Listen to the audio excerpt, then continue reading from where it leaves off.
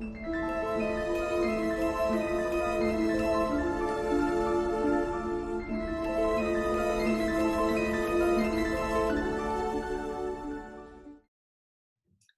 everybody, we are here today with Lindsey and we're going to speak about Gene Key 37 and the archetype of the mother.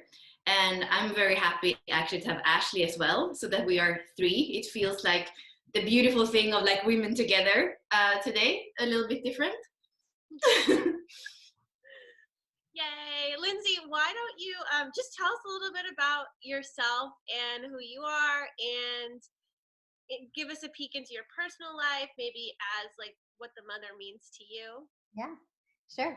Okay, so I have to say, starting out, that this gene key is one that I really resisted even wanting to talk about, because I always felt like I didn't necessarily relate to it. Motherhood for me, I have two little kids, 7 and 8, and it's like the hardest thing ever for me. Any sort of like mothering and nurturing, but when I really started digging into this gene key, I realized that the fact that it's my life's work makes sense, because it is work for me and it's something that I'm here to master. And so as I went through it, I really realized all the ways that I embody this gene key that don't even have anything to do with my kids, even though they're such a huge part of my life. But pretty much about me, I am married. I've been married for 12 years. I'm a 5-1 projector. He's a 5-1 projector. It's a very interesting relationship. And we have 2 manifesting generator kids that keep us on our toes all the time. Right now, we are reopening our coffee shop in a bigger location, and we're adding a tap room brewery. My husband brews. So it's been a great way to get in touch with the community and cultivate a community space, get to know a lot more people. I'm also a writer, and so that's probably the most important thing about me and the thing that I hide the most. I don't like being in front of the camera. I don't like showing myself to people. I don't understand why that is. I'm trying to get over it, but even with my writing, I think it holds me back in a way, because it's hard for me to put myself out there. Whereas with the coffee shop, it's a little easier because I have this product that I can kind of hide behind. It's like this service. And I think that ties in with mothering a little bit, is having a service that you can offer somebody, and making it more about that and about what you can give than about yourself. I'd love to hear a little bit about your mother, Lindsey, just so that I can kind of see let's just hear about your mother. Yeah. So my mom is super cool. We have an amazing relationship now, but we didn't always. When I was little, she was a great mom. Always, she's a manifesting generator. So she was a lot of fun, lots of energy.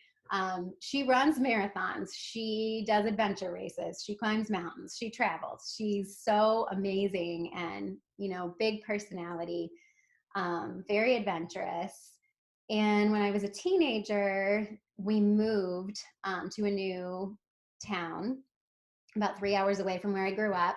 And she and my dad got a divorce, and it was just a kind of a really rocky time for all of us. And because of everything that she had going on in her personal life, I think it was really hard for her to relate to what we were going through as teenagers. I have a brother and sister too.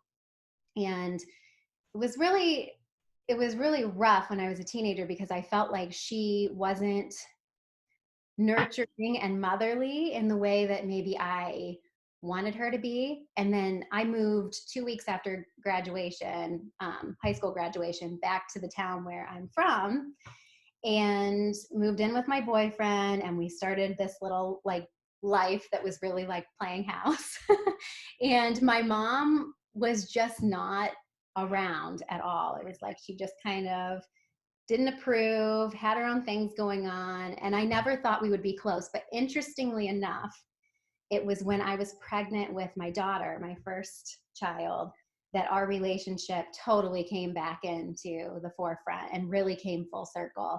I think it was me understanding what it's like to be a mother and how hard that is and how much you sacrifice even when your kids can't see that. It's a thankless job in so many ways. And now I realize where she was coming from. She could relate to me a little better. And yeah, that's when we have this rock solid relationship now that's so different from the one that we had before. But it was really me becoming a mother that helped pull that together. Hmm. Thank you for sharing about your Yeah. relationship with your mom. Do you know by any chance like what her profile is? Did you pull her stuff up? I have done it before, and I don't have it up right now. I can't remember. I know she is a manifesting generator. I don't, as far as gene keys, I can't remember the exact. Okay. I was just listening to your story, and I love how when we look at your chart and everything that you've said, like we can pick pieces out of it. And Oh yeah, I'm your sure. mom was like taking you on adventures, and you have the 35 and the 5 in your Yeah. in your unconscious in your body, and it's just, I don't know, it's just so cool. I love Oh, I never thought about that, but that makes total sense. Yeah. external adventure, and then Yes. to go within to. And it's funny because she's so adventurous in that way, where like she's physically adventurous and I am not at all. But I'm adventurous in other ways where I love having new experiences, connecting with new people, trying new things. I'm more of like a city person. I love going to cities and the hustle and bustle and kind of like trying new restaurants and, being in new scenery. I love just feeling vibes of different places. And she does too, but she'd rather be like on a mountain than in a brewery or something. I guess that makes sense. I mean, I wanted to just show your charts for a second. With what you're saying, feeling the environment, you have an open G, so it's really about how you feel in the place that you're at. Uh-huh. Yeah, that makes So total that's probably why it's really cool for you to be in different areas, different places, because you get sense. that vibe, that feeling, and I mean, you have a lot of openness there. But I Yeah. just wanted to pull up your Gene Keys chart so everybody could kind of see what we're kind of working with here. So Lindsey has the 37.5, the 40, the 5, and the 35 as her main four. And then she mentioned she was a writer, she owns a business. And I love the 13 for you because we were talking about this earlier. They always get the people coming that tells them like the secrets, or like, I don't know why I'm saying this to you. And I feel like breweries, coffee shops, waitresses, and hairstylists, they're the ones that everybody tells their secrets to. And so it's so cool that you created a business where people have that opportunity to kind of just unload that too. Yeah. So that's really awesome. Bella, did you have any questions that you wanted to ask her? I know I'm kind of like taking over with my 5-1 energy.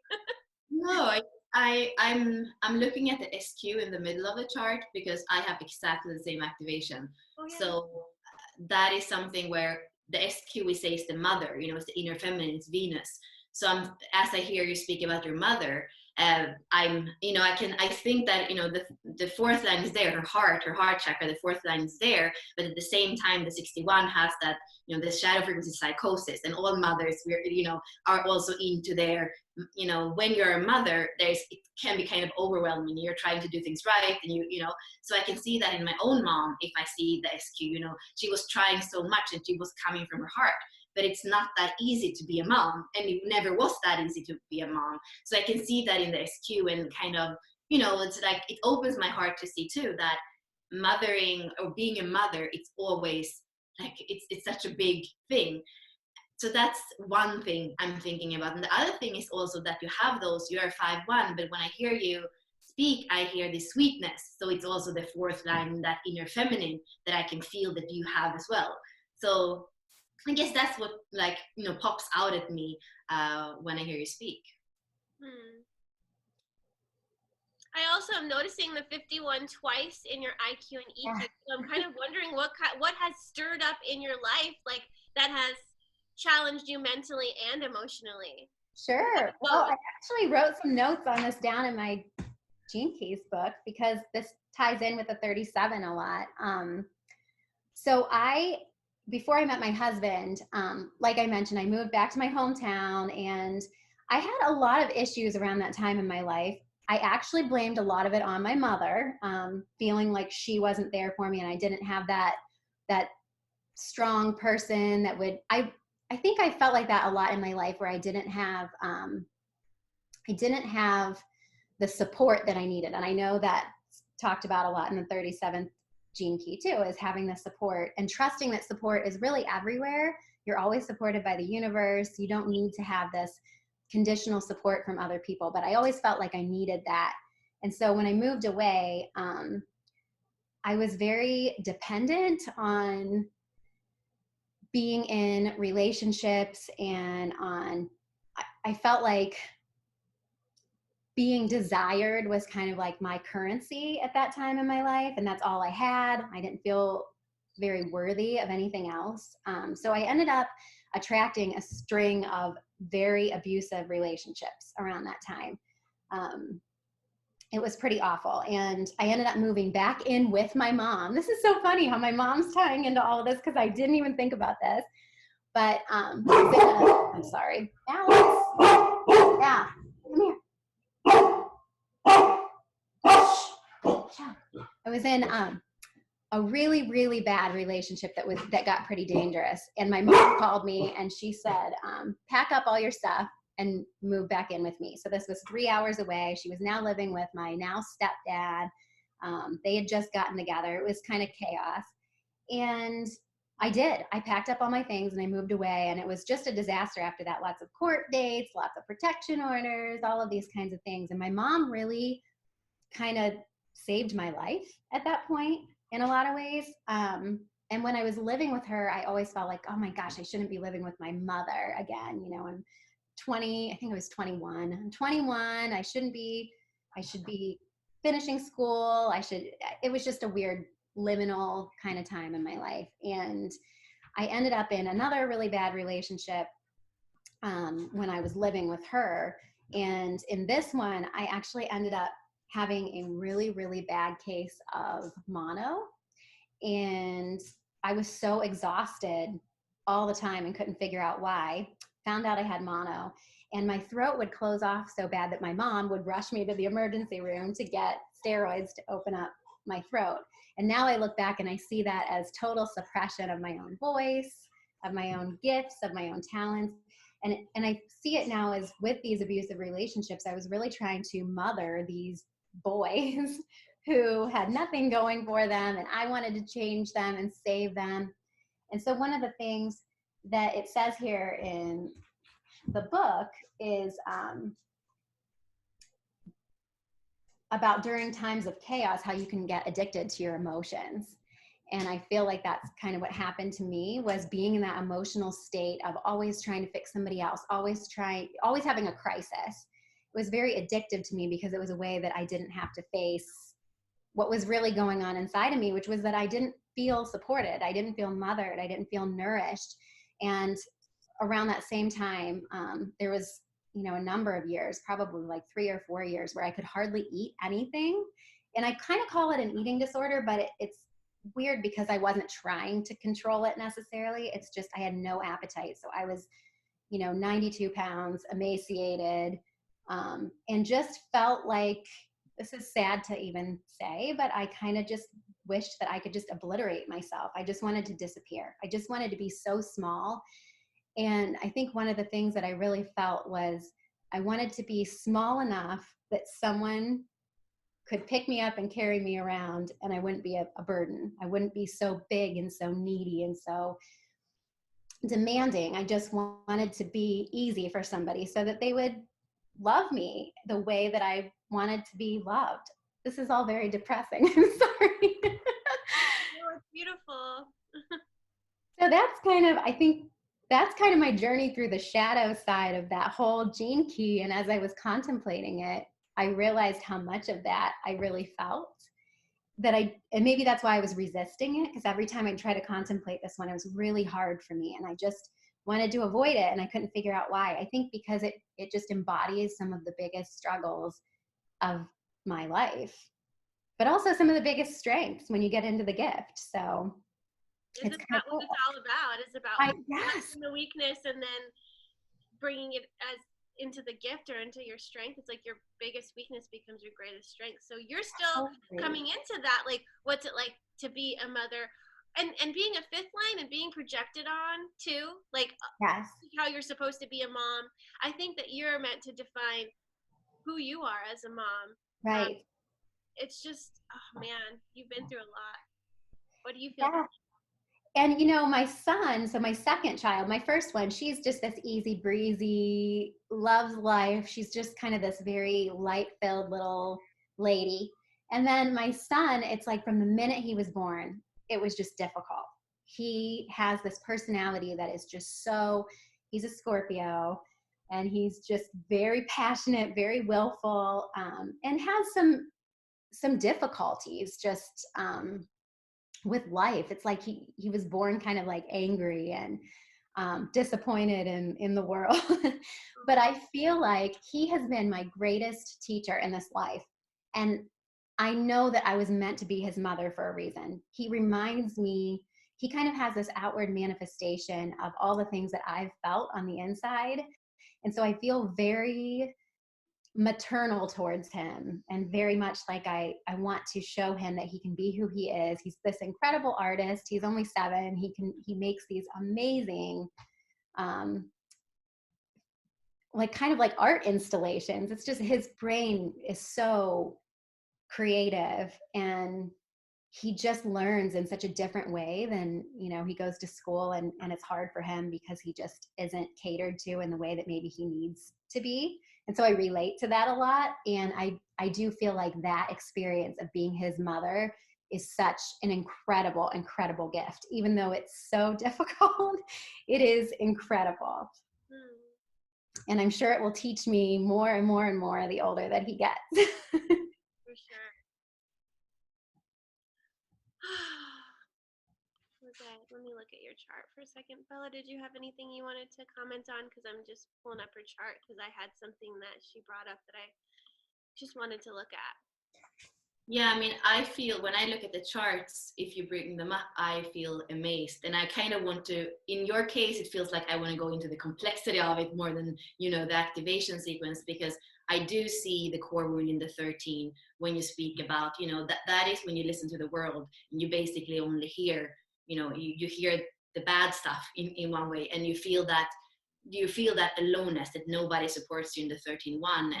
And also I feel I had a 13 in my radiance, and I could also feel that to become in those younger years, to become as small as possible, you know, to be more maybe in spirit than in body, because it feels hard. And then you having that 40-37, that is the, you know, that takes on somebody else and makes that your project, and it becomes this emotional. You also have a split. You have your emotional center, your ego or your will center are together, and then they're split from your throat and your ajna. So it's like you kind of got lost in the split somehow in the emotional wave. And then you're speaking about your throat. Like, of course, if you're lost in that split, your true expression cannot come through. And it's the other thing that is very interesting is if we look at the inner masculine and feminine for you, we said that the 61-4 was in the center. That's the inner feminine. And then if we look, and you can also see that it's exactly what you're showing now, it's Venus. If you go down and you look at Saturn, that's the inner masculine. And you can see that you were in those relationships where there was deafness. These men were not really listening to you. They were there, but they were not serving you. You were serving them, you know? And that's part of that throat, that your true expression doesn't come out. And what I can see as well with that 43 when it comes to your mom is that, you know, you decided to not listen to her for a long time, to be deaf, to be in the core wound of like, I haven't been mothered properly. You're in your own story. You're not nurturing my heart, you know, in the 61-4. And then one day, you know, you start to listen with that, the insight and the listening of the 43 opens up. Suddenly you open up your heart, or she shows you more of her heart. And that's when you gain stability. That's when you know, when you open up that part of you, that listening, you can see that she had a hard job. She did her best. And just knowing that stability for you comes through the insights that you have. So that's always a good way back when things feel like, you know, too much or psychotic, or like the heart is not there. And that comes in. And I also really love in that 4th line stability, Richard Rudd says, who am I truly serving with this particular response to life? So this is something that for you, when you're out of stability, you can always come back to. And that's what you saw with your mom. To like pushing her away was not a good response, because it actually, what you created or served through that didn't work. And I feel it's so much also with your son. You could respond to him in a way that was rewinding the core wound. And you have decided, it's a difficult child, but you have decided to serve him through your response, instead of like pushing him away or reliving the same story. So I get like goosebumps when I see all this, and I'm like, okay, you took that thing that could have been so hard for you, that wouldn't just have made the DNA continue with the same pattern, and instead you are actually day by day, by mothering your 7-year-old, you're just, you know, like weaving a new story. It's how I see it. I love that. I love that. I really do feel like it is a conscious choice every day, because I always say that I'm mothering human beings, not kids. I mean, it's so easy to look at them as just these little kids and they're fun and they're cute, but really, like, you're mothering somebody who is going to grow up to be an adult and be a member of society, a member of the collective. And what kind of person do you want them to be? Do you want them to be their own true human who is doing what they love and serving the world? Because you can't serve the world if you don't do what you love. You can't serve the world if you're playing small, like I did for so long. So yeah, it's motherhood is so important in that you are, I think the degree to which you can accept and embrace and cultivate their unique gifts is the extent to which they can go out in the world and embody all of that sooner, without having to relearn everything and go through the whole process of getting back in touch with their true selves. Exactly. Their souls aren't young, right? Right. Their body, they're just growing. Their minds and their bodies are growing, but their souls are not young, and they have stuff to teach us. And I love that you're using, because we could look at kids and be like, oh, you're weaker than me. I need to nurture you. I need to coddle you. I need to this and that. And I oftentimes see moms as becoming dependent on their kids and defining themselves by like how they can nurture their kids, right? And then what happens when the kids grow up and leave you? You Right. are left without a purpose, because you centered your life around these kids. Like, oh, I need to protect them, I need to nurture them, I need to love them, I need to give them everything they need. And then when they're off, like, what's your job now?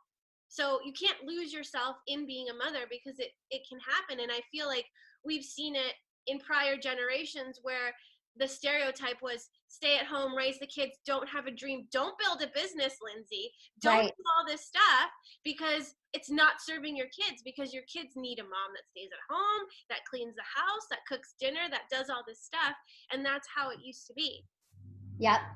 So you're kind of redefining that too, and not even looking at the kids as kids. You're like, these are beings that I am just guiding towards Right. staying aligned with their authentic self. And who better to guide these manifesting generators than a projector?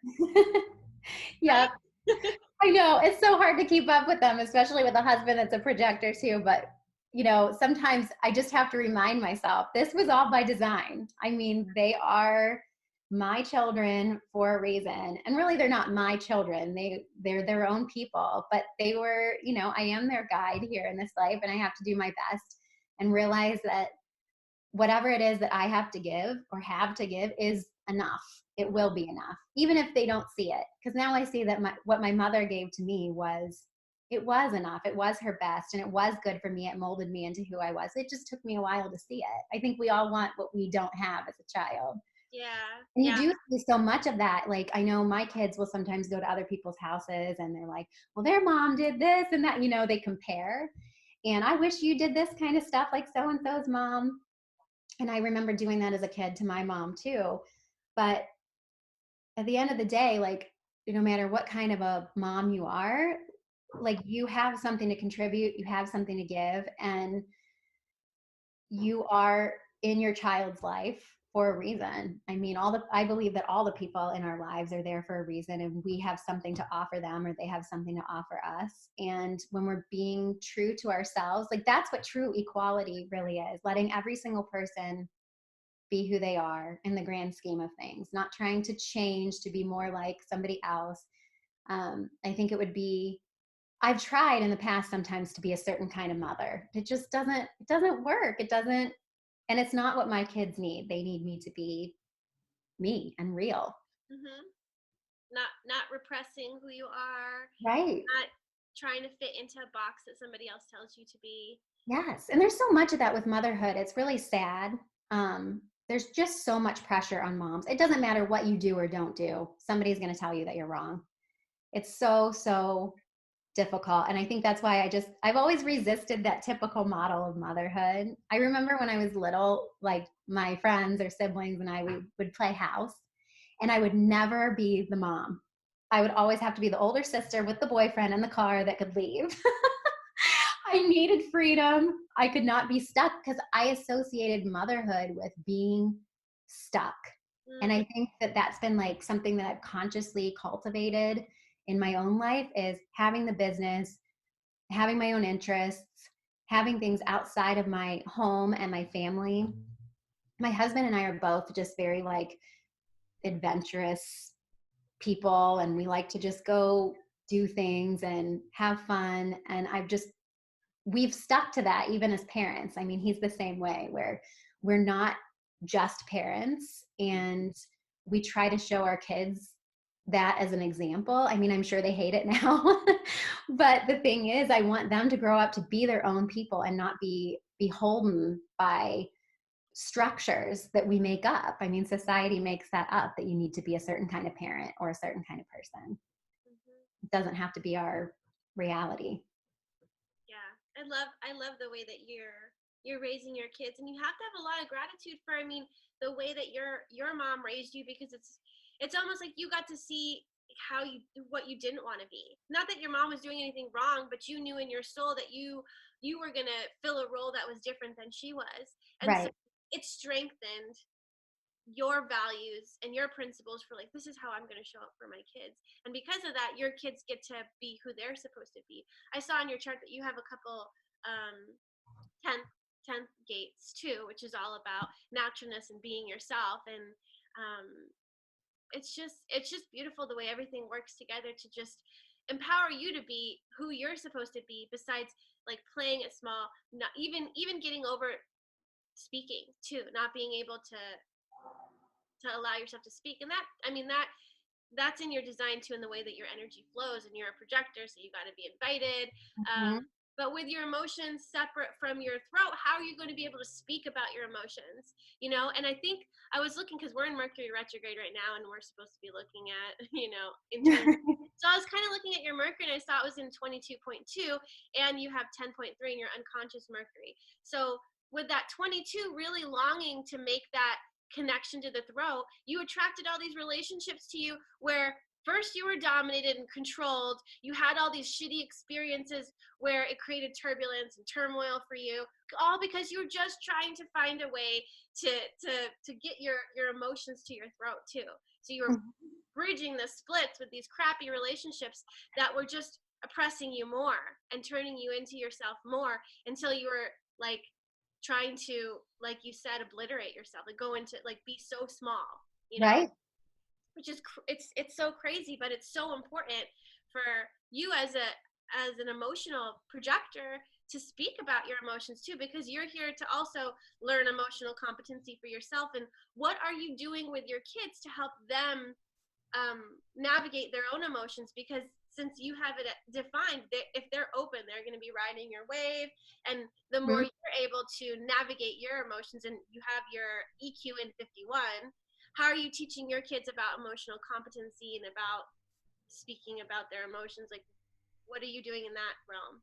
So my daughter is an amazing singer, and my son is a little artist. And because I've always been into the arts, and writing has always been my thing. I mean, since I could hold a pen, I knew that that's what I wanted to do.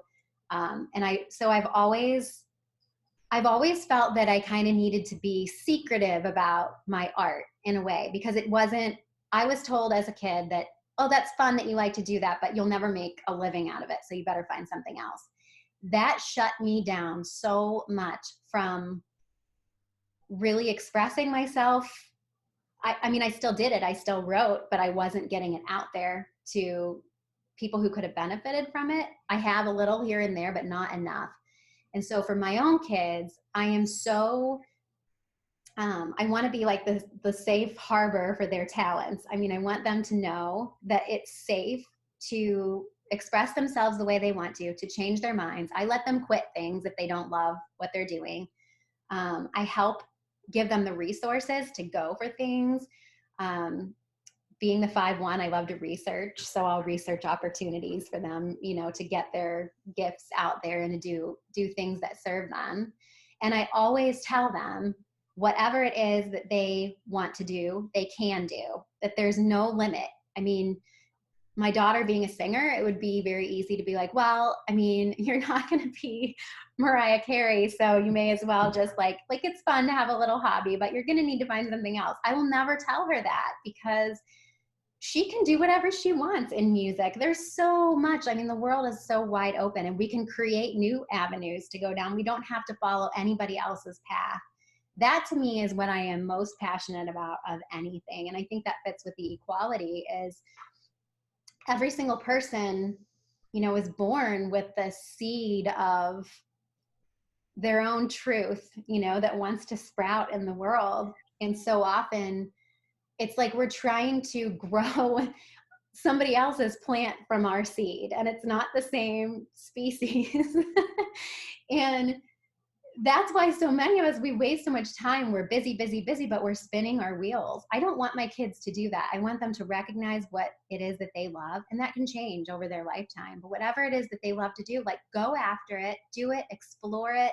You know, they're manifesting generators, so they like to explore 10,000 things, and that's cool. Like, just go do it. And if you don't like it, stop doing it and do something else. Like, there are never-ending opportunities for us to express ourselves.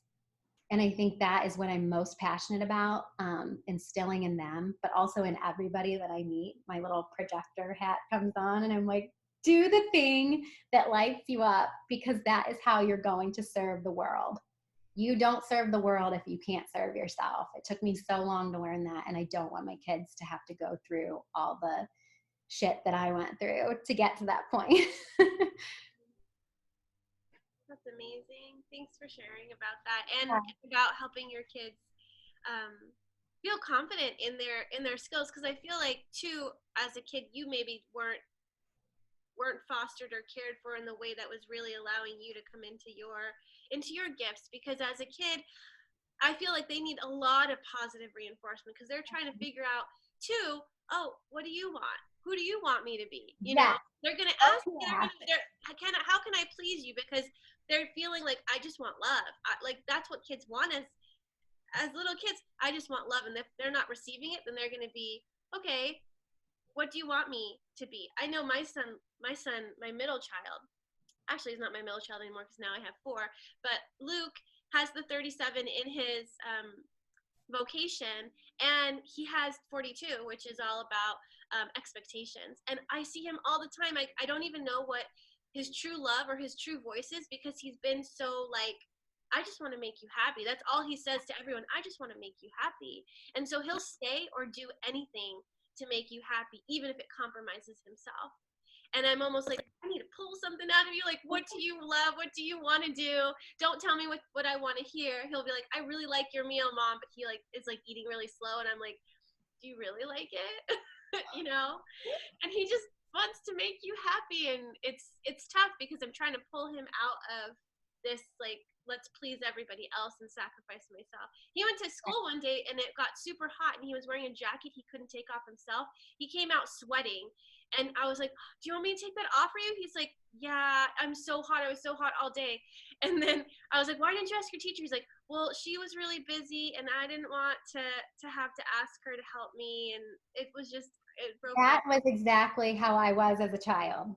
I wouldn't ask for anything. I wouldn't even go to the bathroom at school. I would like hold it until I got home. I would just not, and it's funny you saying that about your son, because it just brought back all those memories. But it's like, I think my whole life I just wanted to deny my own needs, not have any needs at all, because then I wouldn't have to be a burden on anybody. It's just so much easier to diminish yourself unless you can serve somebody else in some way. And that's just sad because it's not really serving anybody, but it's so hard as a little kid to feel that way because you don't want to make anybody upset. You don't want to step on anybody. You know, it's a really sad thing. My kids are not like that at all, which makes me laugh because I'm like, they'll ask anybody for anything. They do not care. And I'm like, that's good. What would you have needed, like, as a kid who is experiencing that? Because I'm trying to help my Mhm. son, but it comes from a really sweet place, you know. Yes. Oh, I yeah. see some people walking all over him. Hmm. I think what I needed was for somebody, and this fits in with being a projector. Is he a projector? No, he's a manifesting generator. Okay. So I think what I needed was for somebody to offer support to me first, and then I would feel comfortable going to them because I only had a few people in my life as a kid that I felt really comfortable around. My grandma was one of them. She died when I was 10, and she was just amazing and nurturing, and she just loved me and really saw me so much.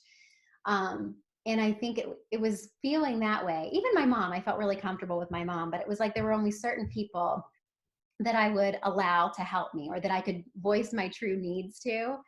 Teachers, I felt really awkward around. I felt like if I bothered them, then they wouldn't like me anymore. And I think I was really conscious of how people felt about me. And if they were annoyed with me, I could really feel that. And then I would internalize it and I would think that there was something wrong with me. So I think I needed somebody to tell me that there was nothing wrong with me having needs and it was okay. And it was normal, you know, to ask for things, to if you're sweaty to take your coat off, if you need to pee, to go to the bathroom. But it's like, yeah, I think what I needed was for somebody to extend that offer and make themselves like a safe place for me.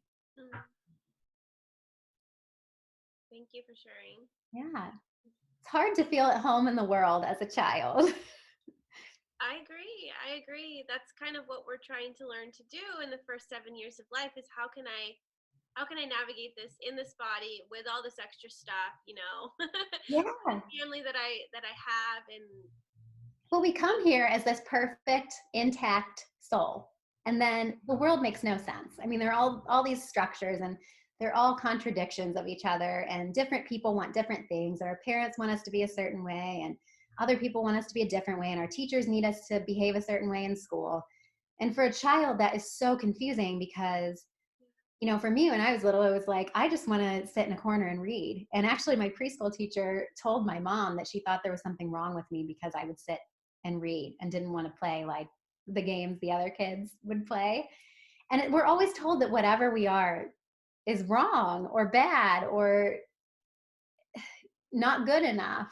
There's so much competition, and it's just sad because we each come to the world so full of who we're meant to be. I mean, we're already programmed to be the person that's going to contribute to the overall, you know, well-being of the world. But then we're changing all the time based on what other people need from us, and it really takes us away from our true self and what we came here to do. But I feel like that's changing. There's so much more available now, just resources and more awareness of, you know, different kids needing different things. for sure. I look at your notes. Sorry. Al, come her outside. She's being sweet to her dog. I would be like, be quiet. Be quiet, dog. Sounds like a big dog. I can't see him, but he. Oh yeah, she's a lab. My 11-year-old lab, Alice. The mailman's here, so if I put her outside, she'll like go run and lick him to death. So okay. You know how we say that, yeah, the world is making us this and that, but it's also beautiful to look at your nodes and see. So the North Node is something that we access often later in life, and we kind of, we know the south node really well, and for you it's about compromise actually, in the 14th, and your north nodes are both throat nodes, and they are both individual gates. So you have the very unique personal expression in gate 8, and then the spontaneous expression in gate 23. But it's like it's already written in your chart almost that this would take a while for you to find your way back to your individual, unique, spontaneous expression. But it's there and it's perfect. And once you reclaim it yourself, like that becomes the environment, because we're in the nodes also for your kids, for anybody that is in your family, that is in your aura. So I just feel like that's really beautiful. And somehow, even if you forgot something when we came into this earth, it's like life is kind of taking us back to it, and then we discover it again, and then you can be a guide for it and a spokesperson for it, and now you can actually tap in truly to your throat center and your insight, and simplifying some of the things that seem very complex maybe for some parents. When I hear you speak, I'm like, wow, that is a good handbook for a parent, and that is the 23 that says, okay, let's not complicate it.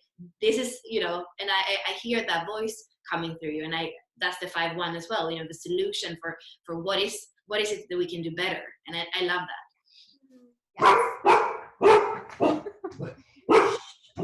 She wants to speak too. You're fine. Yes. She has 43 a couple times in her south node, and then in her inner masculine too.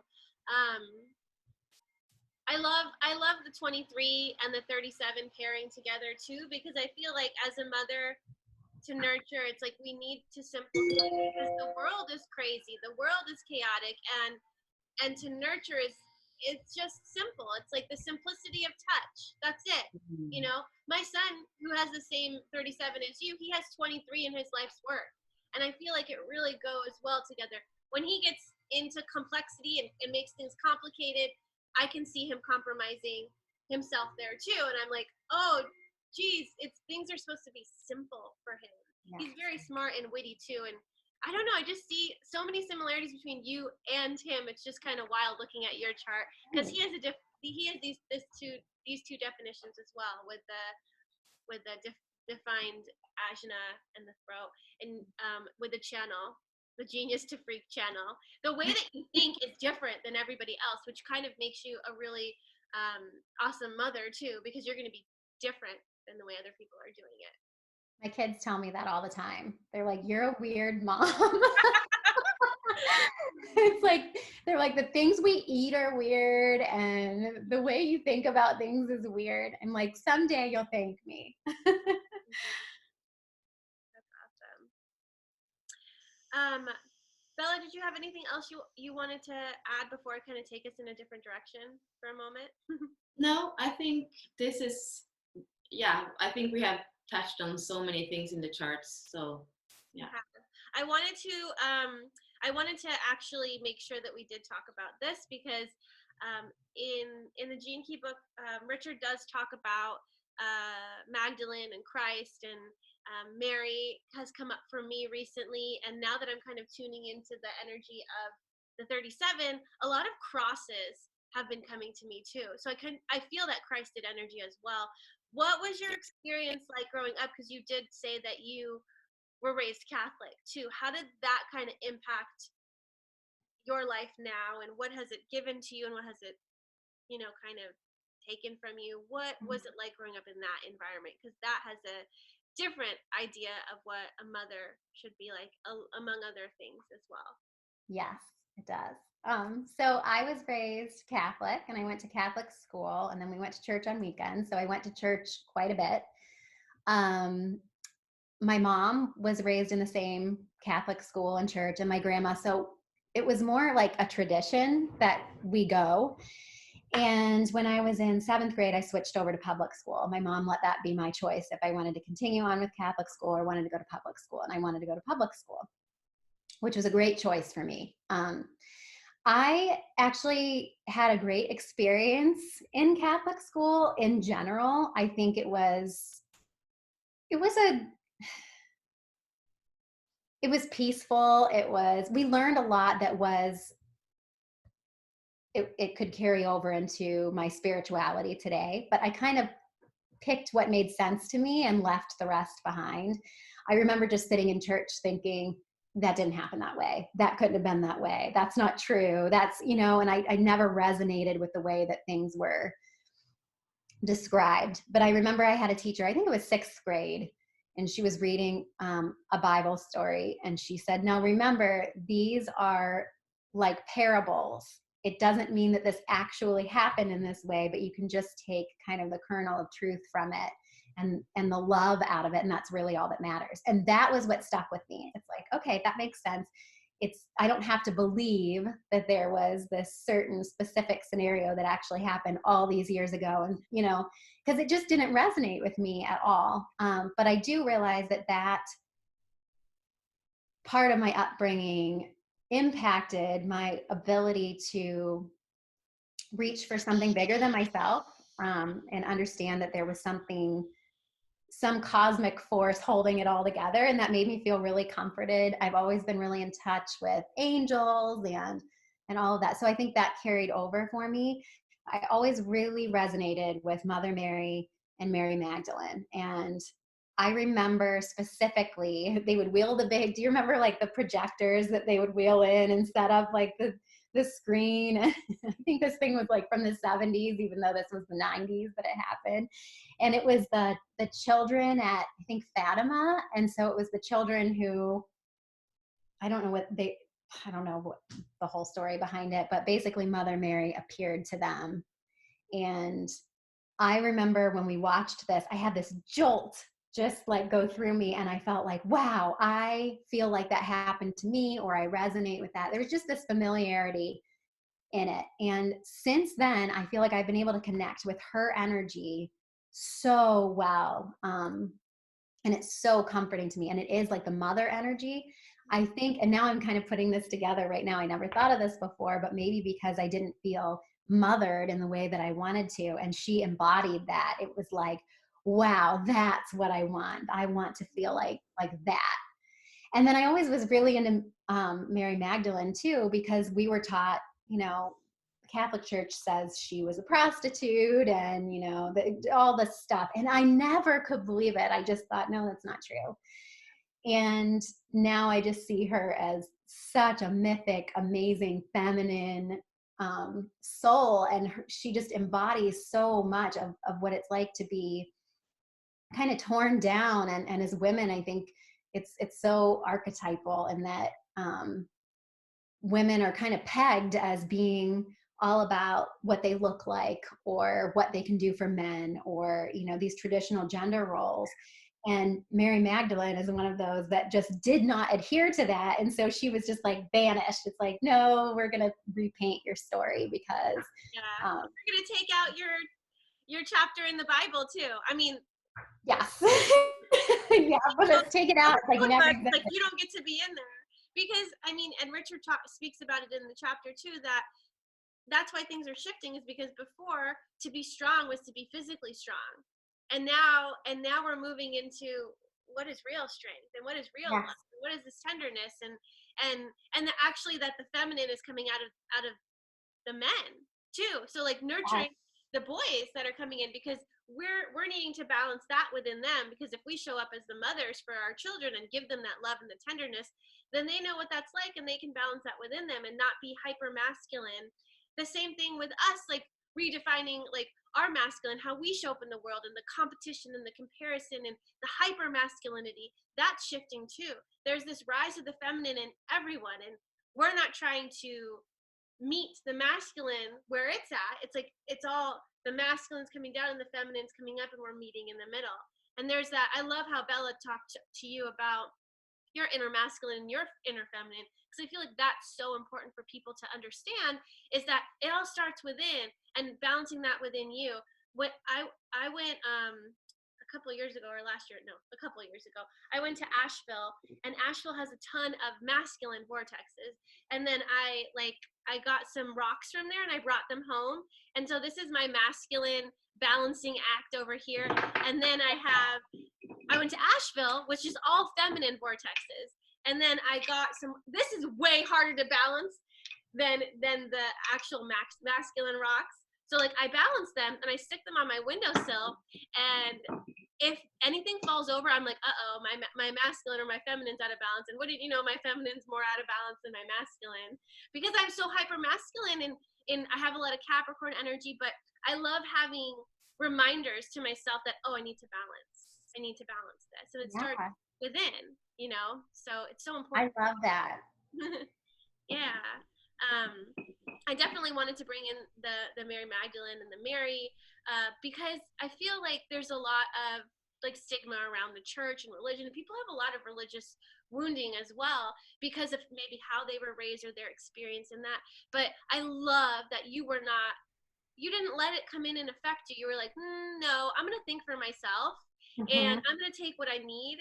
And that feels like truth to me. And then the other stuff doesn't, because a Yeah. lot of people will take that in and be like, oh, okay, they're telling me that they're an authority figure, I'm weaker, or I'm not as whatever as them, so I'm going to believe what they're telling me.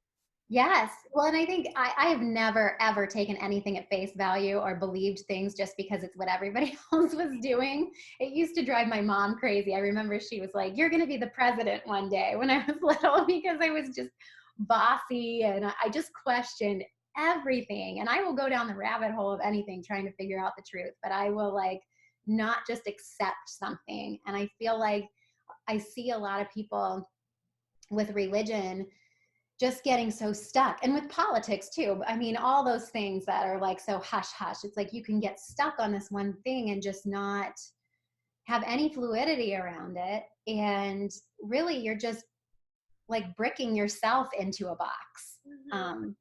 It's I feel like and that's very masculine. It's a very masculine thing to do, to like take a stand, and that's all there is. And so with religion, I just remember thinking, I don't want to be like that. Like I want to be open to the idea that there can be so many truths. And I think the reason that I questioned everything was because I'm like, okay, we have 8 churches in our town and they're all different denominations. And so does that mean that like our God is the real God and their God isn't? And that didn't make sense to me, how we could just divide ourselves against everybody else and say that we knew the truth and they didn't. That just really doesn't, it never resonated with me. I couldn't understand that. Yeah. I just love your story, and love where you've been, and what you've come to, and how you're continuously growing as well. And you are embodying that mother archetype. It is in you, and it's growing, and it may not be what everybody else is doing. And I love your message of you're going to be your own person, and telling everybody else that you got to be your own person. You got to be the mom that you think you need to be, and not judge yourself or berate yourself for, oh, I'm not like that mom, or Cindy's mom does this. Like I could go and compare myself to all the moms that made all these homemade things for Valentine's Day, and I'm like, here, let's throw this in there like that. I'm not going to be that crafty mom. I'm not going to be that Pinterest mom. And we can't judge ourselves for that, because our kids chose us for who Absolutely. we are. So we just got to show up as ourselves, and life is gonna take care of itself. And I love Bella bringing in the nodes, because that's like our direction too. It's our environment and our direction, our past and our future. And it's like this trajectory that we're going on. You can't avoid it. It's gonna happen, you know? Yeah. Yeah, I love the north and south nodes in astrology too, because my south node is Scorpio, which is just like total chaos and like, destruction. And that was my past. Like, and it's what I'm most comfortable with. Like, I have to be careful not to screw things up, because it's just so easy for me to do that. And maybe my you're north like node, Callie. Maybe you need to be more like the Callie archetype, where you're like the feminine destroyer, That's yeah, what you were. And now what are you coming yeah, into? What's your north node? Taurus. And Taurus was the sign that I would have said in my younger years. I would have been like, hell no, I don't want to be anything like a Taurus, because they seemed boring. It seemed like a boring energy to me. And now I love it. I'm like, how can I bring Taurus into my life? How can I bring, more of a stable environment? And in human design, my environment is caves. And that makes so much sense to me. So now I'm always trying to make my little Taurus cave everywhere I go. That's so awesome. I love how you're kind of like playing in the poles too. You know, in the chapter how it says the pole shift, you're like, I'm gonna swing this way, and then I'm gonna swing this way, and it's like, how can I? You're like sampling both sides of the spectrum too. Yeah. When I think as humans, like we are all things. We embody everything, and so we can't judge. Just like we can't compare ourselves to other people, we shouldn't judge who we are compared to who we were or to who we want to be, because we're changing all the time, and we can really project anything that's currently resonating with us. So it's all about, who do you want to show up as today? What do you want to experience today? And I feel like that's where like my adventurous side comes in. It's like, okay, what kind of energy do I want to play with today? Yeah. And if it doesn't fit, take it off and do something different. You don't have to ever be stuck. Now I see your attraction sphere or your unconscious moon, and you're a fifth line, and we say that the fifth line and the sixth line, these are the last ones, that they play with all the other lines. So your life force that is in that attraction is powerful, and it's about your own celebration basically in the 42. That's the gift. But the fifth line really plays with all the different lines. And I also know, you and I, Ashley, we are six lines, so we can also see that life force can have so many different expressions, right? So it's beautiful to see that and to actually speak. This is also Mary Magdalene, like knowing that life force, that ecstatic energy, that current that goes through us, that is also the orgasmic current that creates life. That is such an important part of being female, of being a creatrix, or and that is, for you, it's a very strong energy because it's fifth line, and it goes together with your personality too. So you want to live it out both through your voice, but also like having all these strings and a guitar and play the energy that feels right that day in your celebration. What song is your celebration today is what I see in that 42-5 for you. How cool is that? That's so fun. I love it. I love it so much. Thank you so much, Bella, for weaving that in too. Another thing, Luke has the 42 here too. Oh my gosh. I need to like study you and be like, oh, what is he going to turn out to be? He's going to turn out to be okay. I need to stop worrying. Like I can't project weakness onto him, or else that's what he's going to experience too. Well, it's funny you say that, because I do think that my weakness in my earlier years was taking on other people's projections of who I was and making that how I felt about myself, rather than saying, no, I'm different from them, but that doesn't make me weak or less than.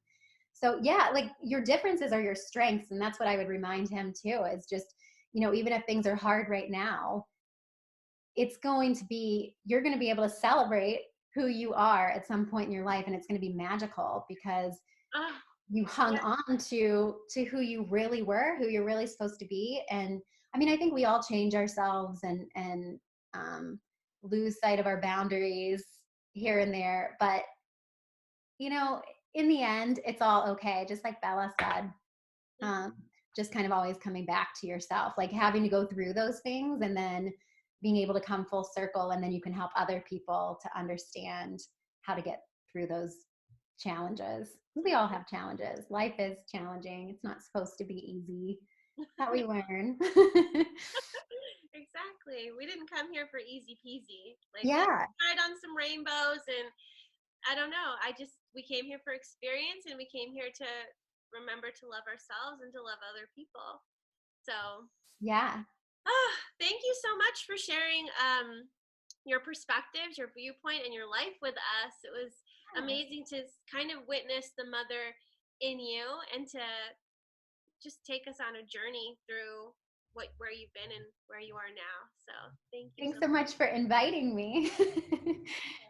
As a projector, I needed that invitation. So yeah, and it was so awesome just being able to reach out to you. You're like, oh, I just picked up the Gene Key book again. I'm like, of course, everything. It was so crazy. It was so crazy. And I just ordered the Mary Magdalene Revealed book, and it was just like all of these little signs just kind of came together. And that's really, I think life is so magical, because if you really open your mind and start seeing those little synchronicities, they're like breadcrumbs and they never fail you. You're always guided. And I think that's really the support that we all need, more so than external support or support from teachers and parents. And just knowing that, you know, the universe really does have your back, and we're all here for a reason. We're all important. We're all special. And yeah, you can't really go wrong no matter what happens. And on that note, we will leave you all. And thank you again, Lindsey and Bella. This was great. Have a wonderful day. Thank you.